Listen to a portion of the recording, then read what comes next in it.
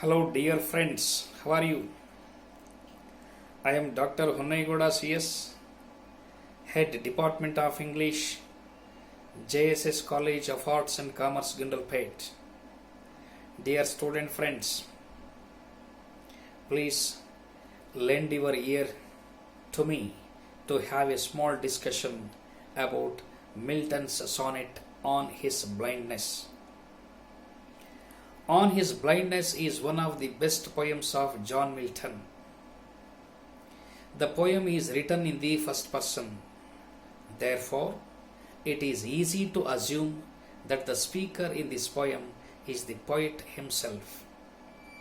The poet John Milton was the most talented poet. After some years, he lost his eyesight completely and turned blind at the age of 44.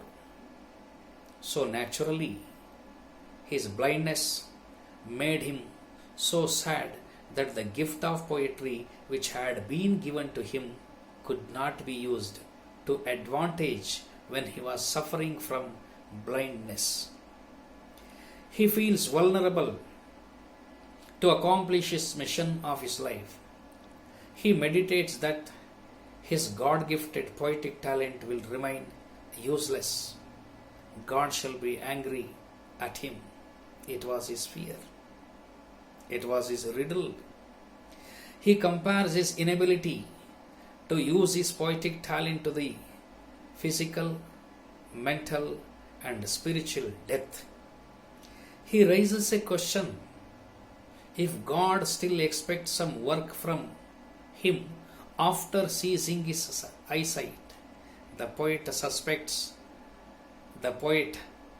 suspects his own capability that if God is still expecting some service from him, can he be able to accomplish it? No, it is highly impossible, because suddenly he realizes his foolishness to suspect God.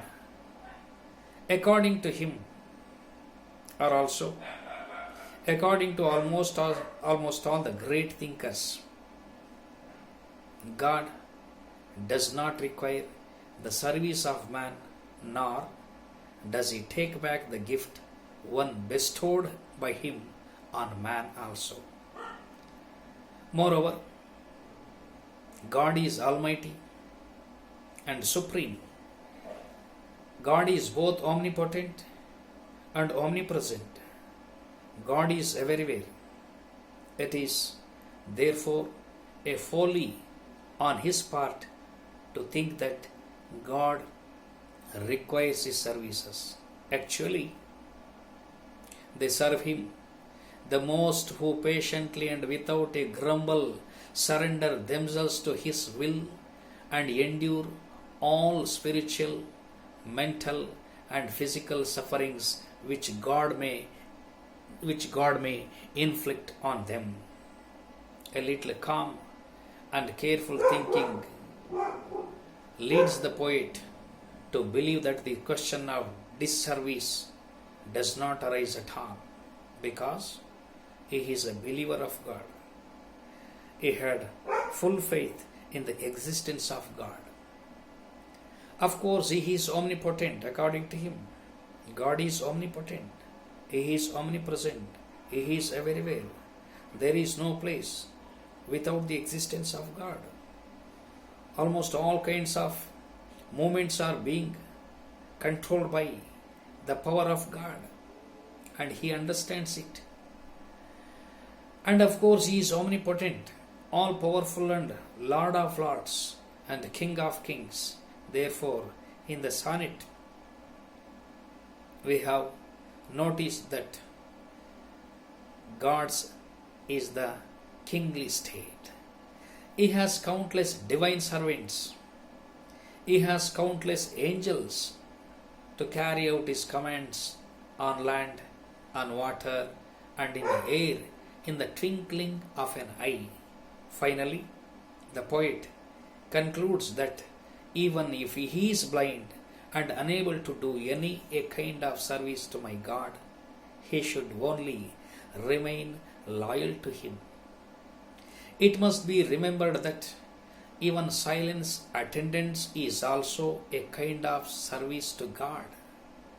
This sonnet or the poem has proved that Milton's faith in God is unshakable and unquestionable. This is a sonnet which touches the poet's heart personally. When he became blind at his early age, the poet John Milton was broken down with grief, was broken down with disappointment and despair. At the time, his only hope was his faith in the mercy, in the faith in the kindness and justice of God. He, therefore, does not lose heart or weep like an ordinary man. He endures suffering and fortitude and bears the loss of his eyesight in a courageous and manly way. He employs patience to solve the riddle. At last, he realizes that those who resign themselves unquestioningly to the will and wishes of God are his best servants.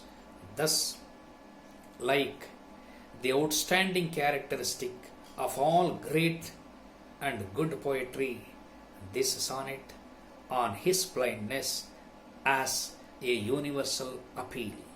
Far from being a mere poem, it is purely a divine message of the afflicted people of the world to mankind as whole, and the sonnet has also proved itself as a good and a divine bridge between God and man, between the Creator and creature.